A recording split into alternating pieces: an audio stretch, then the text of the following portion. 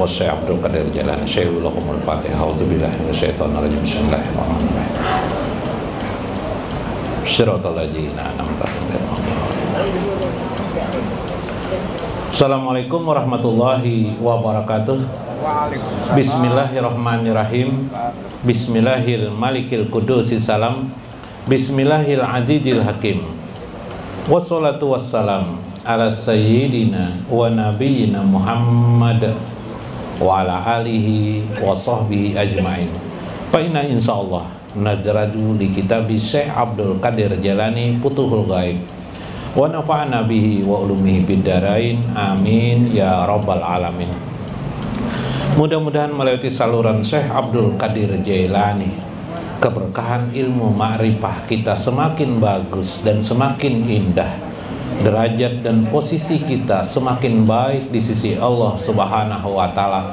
Makin luntur dan makin besarlah, makin meleburlah diri kita kepada baginda Rasulullah sallallahu alaihi wasallam, sehingga beliau pun cinta dan kasih sayang kepada kita. Amin ya rabbal alamin. Lihormati likullil habaib liman hadir fi hajal majlis.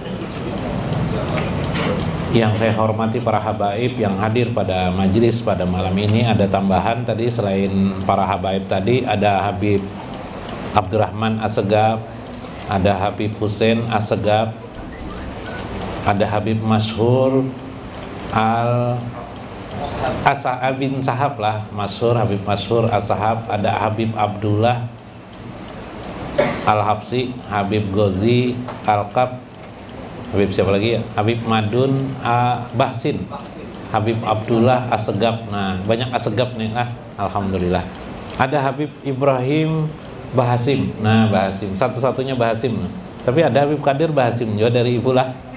Bahasim lah, dari ibu lah, dari ibu. Sambil kenar kita dengan lakop-lakop para habaib. Para habaib ini banyak lakopnya, macam-macam lakop. Lakop itu gelar atau terminal keturunan. Jadi baginda Rasulullah SAW, kemudian keturunan ini terpencar dia di mana-mana di seluruh negeri, memiliki datu besarnya, nasab lakopnya. Ada Al-Habsi itu dari Habsah ya. Ada Assegaf, ada Bahsin itu dari Assegaf juga ya. Bahsin itu dari Assegaf. Ada bin Sahab, ada Al-Habsi, ada siapa lagi nah? Nah, ini Habib Jafar Al-Qadri Pontianak kan. Umumnya Pontianak Habib lah, paling banyak Habib lah. Nah, Jafar, subhanallah. Kita mulai minggu kemarin muwafaqah, berserasi dengan Allah. Setelah sifat diri atau setelah kualitas diri pada mutmainah, ada lagi tingkat yang kelima namanya radiyah, ridho kepada Allah dan Rasulnya. Sifat atau keadaan tingkatan yang kelima yaitu radiyah. Sumardo wa wafaqallah. Kemudian engkau ridho kepada Allah, sehingga menjadikan engkau bisa berserasi dengan Allah Subhanahu wa ta'ala. Jadi sulit orang berserasi dengan Allah itu tanpa ridho kepada Allah. Untuk mendapatkan mardiyah Allah, ridho Allah dan Rasulnya, itu bukan soal live mulut, bukan sekedar pembicaraan. Untuk membuktikan Allah itu ridho kepada kita, harus kita buktikan. Kalau air itu asin atau tingkat kemasaman tuh ada, kalau termometernya kah apanya namanya tuh, ukurnya asamnya, garamnya berapa ada. Kalau ukurnya ada angka-angkanya tuh, angka 9, 10 itu paling tinggi tuh, bisa juga 6, bisa juga. Ridho Allah kepada kita harus kita bisa mengukur, harus ada ukurannya, ada tolak ukurnya. Apa itu? Kita dulu ridho kepada Allah atau tidak? Semua muslim itu pasti ridho kepada Allah. Raditu billahi robba. Tapi bukan itu yang kita bicarakan. Bukan sekedar kita ridho kepada Allah, Tapi bisakah kita ridho atas keputusan Allah pada diri kita? Keputusan Allah tentang jasad kita, tentang diri kita. Mungkin diantara kita ada yang hitam, yang putih mungkin, oh ridho aja aku aja. Tapi yang hitam bisa ndak ridho? Ridhokah sampai saat ini berumur sekian ini, ada yang masih belum kawin, bisa ridho dengan keadaan itu? Tidak mengeluh dia, tidak mencak-mencak dia, ridho atau tidak? Waktu kaya ya ridho, tapi pada saat keadaan miskin, sudah berusaha juga tetap miskin, ridho dengan kemiskinan itu. Inilah dimana Allah itu di mana-mana dalam kehidupan kita. Bisakah kita ridho atas keputusan Allah Subhanahu wa Ta'ala terhadap diri kita? Maka apabila kita likullil hal, kul semua hal-hal itu kita bisa ridho semuanya, itulah bukti Allah ridho kepada diri kita. Bukankah kita sering tidak ridho? Baru hujan saja kita sudah tidak ridho. Kenapa hujan? Kemarin Pak Loy beli jas hujan kan? Begitu beli jas hujan di jalan karena hujan, ada warung jual jas hujan, singgah di warung itu beli jas hujan, baru memakai hujannya berhenti. Nah, sia-sia aku beli jas hujan aja Pak Loy. Sia-sia katanya. Berarti tidak ridho dengan keputusan Allah Subhanahu wa Ta'ala. Ini persoalannya. Berarti nafsan kita jatuh lagi ke tempat amaratum bisu, yaitu nafsan yang cenderung untuk berbuat keburukan, di mana setan bercongkol, sifat setannya bercongkol pada nafsan kita, sangat kuat menarik kita, naik kita ke tingkat mutmainah, ditarik lagi oleh setan hanya gara-gara perkataan kita, jatuh lagi kita. Naiknya sudah susah-susah, turun lagi kita. Kenapa? Karena adab kita tidak bisa menjaga terhadap Allah Subhanahu wa Ta'ala.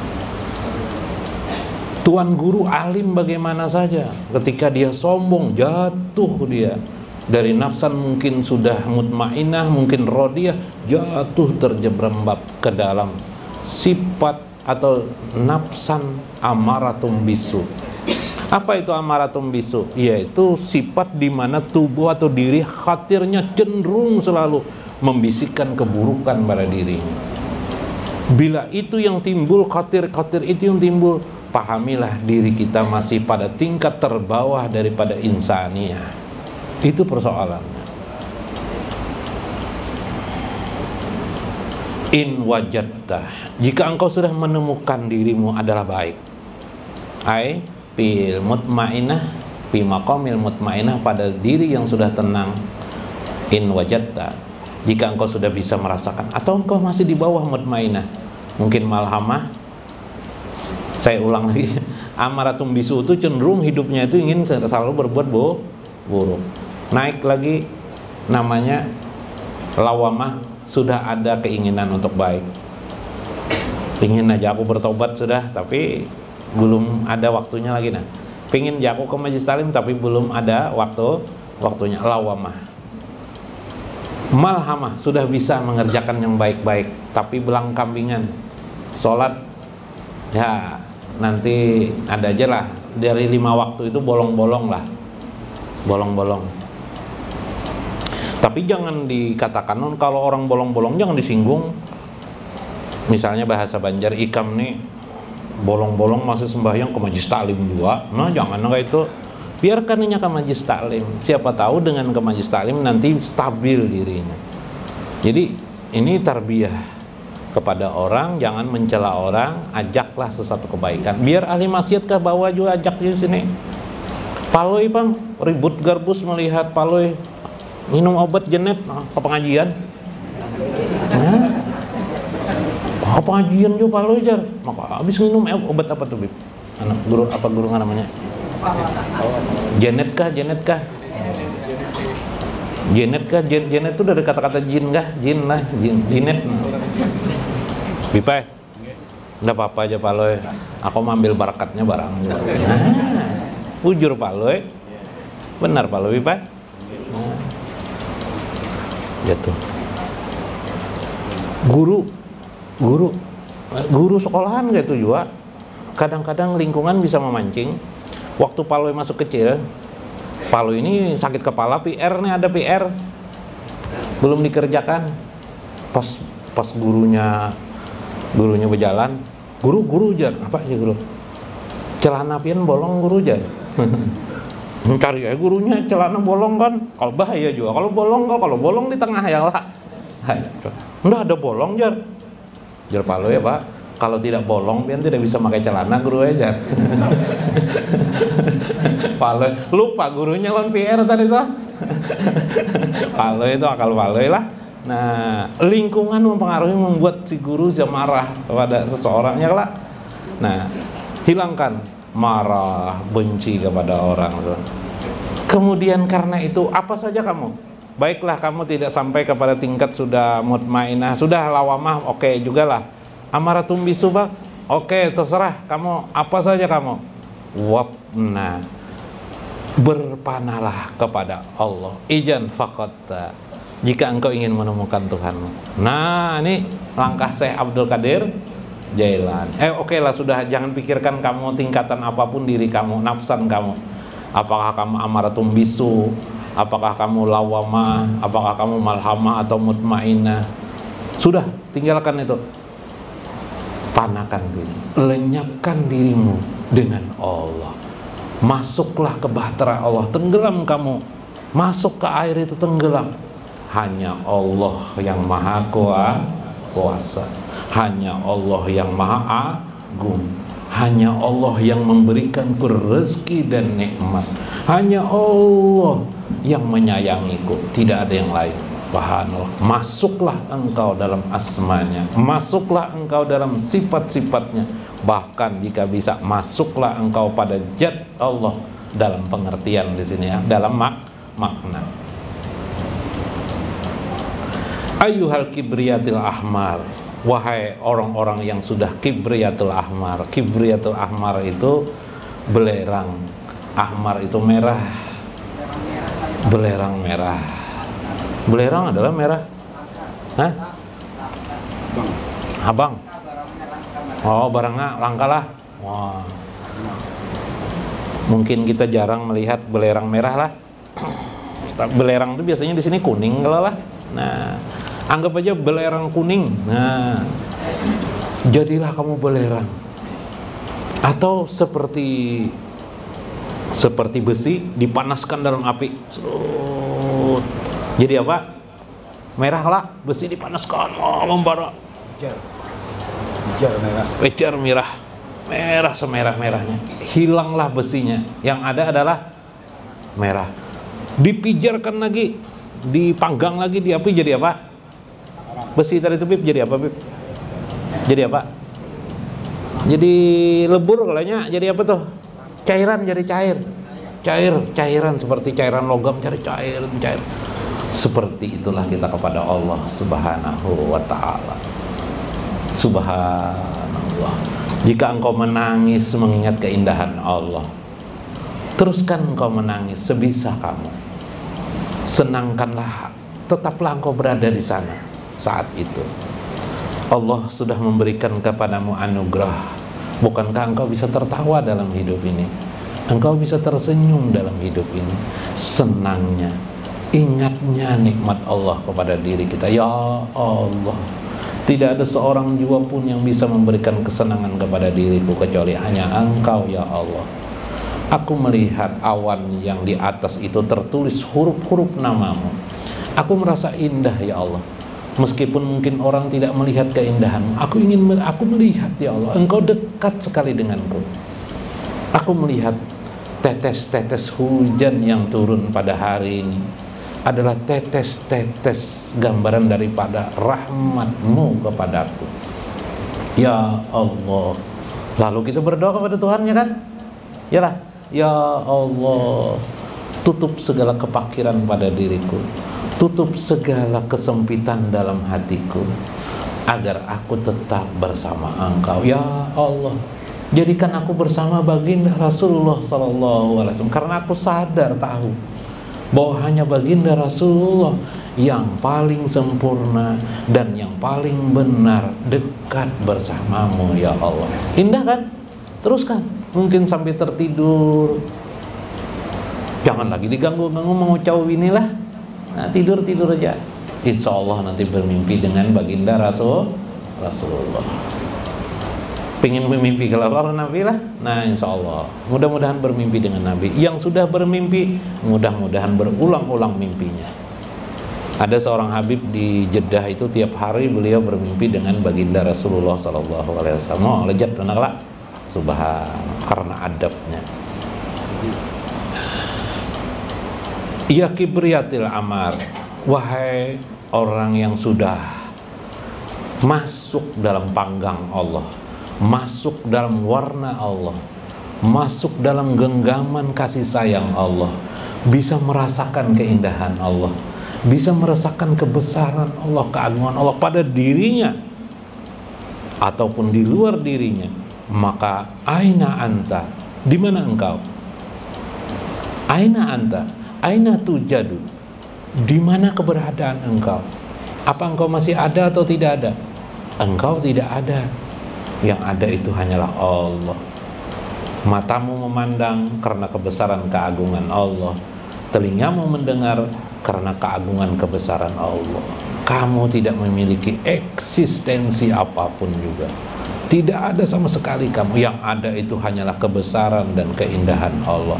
Watoro, sekarang perhatikanlah, antastami'u ila qaulihi azza wa jalla, seperti firman Allah, kutiba alaikumul qital wa huwa kurhul lakum, ditetapkan bagi kalian untuk berperang, wa huwa kurhul lakum. Saya mengisahkan tentang sejarah pada masa para sahabat-sahabat Nabi. Berperang itu, berjihad itu sesuatu perkara yang sangat sulit bagi manusia. Siapa yang pingin perang? Ada yang kita pingin perang sini? Tidak ada. Kurhul lakum, itu dibenci oleh kalian. Wa asya an takrahu syai'an wa huwa khairul lakum, boleh jadi kalian benci terhadap sesuatu, wa huwa khairul lakum, justru itu Allah, justru itu baik bagi kamu. Wa asa an tuhibbu syai'an wa huwa syarrul lakum, boleh jadi apa yang kau senangi terhadap sesuatu, syarrul lakum, justru itu adalah keburukan bagimu. Wallahu ya'lamu wa antum la ta'lamun, sedangkan Allah mengetahui, wa antum la ta'lamun, sedangkan kalian tidak mengetahui. Artinya apa? Harus disadari, akal kita ini sempit. Nggak usah bersombong-sombong hidup ini. Hebat kita memang, kaya kita, bisa berdagang, bisa berjualan, tapi sesungguhnya itu bukan kita yang hebat itu, tapi semata-mata karena Allah menganugerahi kekuatan sehingga orang mau membeli barang-barang kita. Subhanallah. Ini yang penting diperhatikan. Boleh jadi kita membenci sesuatu, justru itu baik bagi kita, kita tidak tahu. Karena itulah Allah mengajarkan kepada kita yang menjadi wilayah dalam hidup ini, wilayah Allah, bukan wilayah kita. Apa itu? Hilangkan eksistensi dirimu, timbulkan hanya satu, kekuasaan dan kemampuan itu hanyalah Allah, Allah, Allah. Nah, ini zikir daim namanya, zikir yang terus. Nanti bila hilang panah kita, timbulkan lagi, timbul lagi zikirnya. Terus menerus, kalau terus menerus seperti itu, timbul kekuatan pada diri kita untuk zikir daim. Zikir daim artinya zikir yang terus menerus, continue. Nah, menangis mengingatkan kebesaran keagungan Allah, keindahan Allah, nangis. Keingatan Nabi baginda Rasulullah, nangis kita. Rasulullah pernah bagaimana beliau hidup berperang. Yuk, siapa yang sanggup? Udah sanggup, aku aja udah sanggup. Ya Rasulullah, engkau sanggup. Umur 53 tahun Nabi itu berperang. Perintah Allah itu di umur Nabi 53 tahun. Waktu beliau berada di Madinah, perang Badar. Di umur beliau 40 tahun, 13 tahun di mana? Di Mekah. Ya lah, 13 tambah 40 berapa? 10 tahun di Mekah. Gitu lah. Berapa? 40 tambah 10 50. Dari situ hijrah setahun, kemudian tambah di tahun kedua perang Badar. Jadi sekitar umur beliau 53 tahun, masuk ke 53 tahun berperang. Kayak Pak Guru memegang senjata, nangis kita mengatakan itu. Masya Allah ya Rasulullah, Assalamualaikum ya Rasulullah, Assalamualaikum ya Rasulullah, salawatu alaika ya Rasulullah. Salawatnya menangis bercucur air mata. Kita 100.000 kali membaca salawat tidak pernah keluar air mata. Kenapa? Karena tidak dibarengi dengan musyahadah. Tadi sir, di sir tidak ada ya. Nah, sir itu penting sekali. Itulah yang meneteskan air mata kita. Mudah-mudahan dapat dimaknai, mudah-mudahan mendapat rahmat. Wallahul muwaffiq ila aqwamit thoriq. Assalamualaikum warahmatullahi wabarakatuh.